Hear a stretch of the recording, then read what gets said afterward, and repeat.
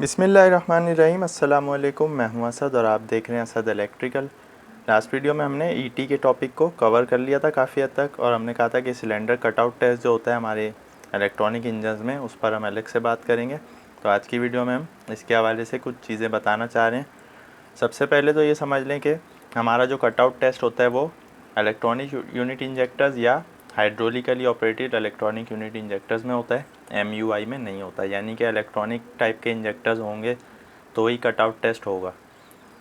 दूसरी चीज़ ये होती है कि ये रनिंग कंडीशन में होता है, स्टॉप कंडीशन में नहीं होता।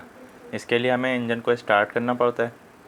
अब रिक्वायर्ड आरपीएम जो हैं वो कुछ केसेस में रेटेड और कुछ केसेस में आइडल होते हैं। तो ये डिपेंड करता है हमारे इंजन के मॉडल या ईसीएम की रिक्वायरमेंट के ऊपर। तो जब भी आप टेस्ट पर डालेंगे तो वहाँ पर लिखा हुआ आएगा कि अगर इसको आइडल आरपीएम पर चलाना है या 1200 पर, तो आपको आइडल लेके आना पड़ेगा। अगर तो कुछ नहीं लिखा हुआ तो आप रेटेड पर ही इसको टेस्ट कर सकते हैं। और कुछ केसेस में ये होता है कि वो ऑटोमेटिकली एडजस्ट कर लेता है अपने आरपीएम जितने पे भी उसको टेस्ट करना होता है, बस आपको सिर्फ टेस्ट का बटन दबाना होता है। रिक्वायर्ड टेम्परेचर होता है इसके लिए, यानी ऐसा नहीं आपने चलाते ही इसको टेस्ट पर डाल दिया, बल्कि कुछ केसेस में 78 और कुछ केसेस में 88 सेल्सियस तक इसकी रिक्वायरमेंट होती है। तो उससे पहले आप ये टेस्ट कर ही नहीं सकते। उसकी जो रिक्वायरमेंट है, जब तक टेम्परेचर वहाँ पर रीच ना कर जाए तो वो टेस्ट आप उस सूरत में नहीं कर सकते। कुछ केसेस में, कुछ इंजन में इसमें कोई ऑप्शन नहीं होता टेम्परेचर का। तो मिनिमम जो रिकमेंडेशन है वो ये है कि 50 सेल्सियस तक आपका टेम्परेचर होना चाहिए, कूलेंट टेम्परेचर। अगर आप इससे कम में करेंगे तो रिज़ल्ट सही नहीं आएगा।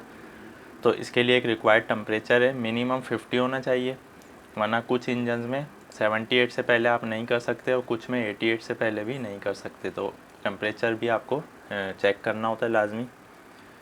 फिर ये कि ये विदाउट लोड टेस्ट करना है, कभी भी ऑन लोड टेस्ट नहीं करना।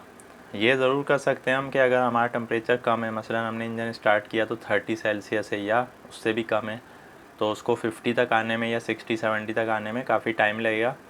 तो हम उसको लोड पर ले सकते हैं टेम्परेचर रीच करने के लिए। उसके बाद जब टेम्परेचर अपनी वैल्यू तक आ जाए तो उसके बाद फिर हमें दोबारा इसको अनलोड करना होगा। टेस्ट हमेशा विदाउट लोड कंडीशन में होगा। नो वेरिएशन, यानी कि इसमें कोई वेरिएशन या इंटरप्शन नहीं आनी चाहिए टेस्ट के दौरान।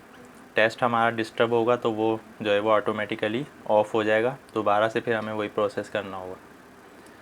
लास्ट में ये है कि हमें इसकी रीडिंग आ जाएगी, वो चेक करनी होगी। यानी टेस्ट तो हो गया पूरा, अब उसके बाद नतीजा क्या निकला है। अच्छा, इसमें दो कंडीशन होती हैं। एक ये होती है कि जब सिलेंडर कटआउट टेस्ट हो रहा हो तो हमें उस वक्त ऑब्ज़र्व करना होता है इंजन का साउंड, इंजन का बिहेवियर क्या हो रहा है।